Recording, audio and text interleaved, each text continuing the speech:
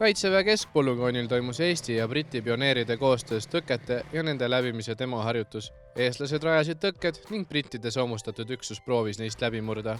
Kogu harjutus kujunes mõlema osapoole sõnul väga edukaks ja arendavaks. Today was really good training for our guys, so we very rarely get to use and go over real obstacles, and it's given our guys real confidence that being able to operate in Estonia, that we're able to tackle the challenges that will be presented to us on the exercises that we're going to be doing here. Harjutuse korraldaja, kapten Maksim Tvorovi sõnul oli see pioneeripataljoni ajateenijatele heaks proovikiviks. Pioneeridele pakkus seda õpet, et visuaalselt nad nägid ära, kuidas reaalselt pioneeritehnika mingit tõket nii-öelda siis ületaks läbiks või kuidas ta seda reaalselt teeb, kui kaua tal võtaks aega.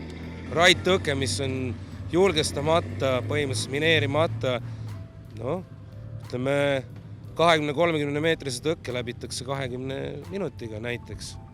Major David Calderil jagus eestlaste suunas vaid kiidusõnu, kui ta tõdes, et nii keerulisi tõkkeid neile eriti tihti teele ei rajata. Normally when we tackle these sort of things, that they're very easy to do. So within 5 minutes we're straight through. But in some cases the obstacles were holding us up for a long time, and that it's really tested not just the mechanical power of the vehicles, but also the brains of the commanders in the vehicles as well to get through them. So from my perspective, it's been excellent training.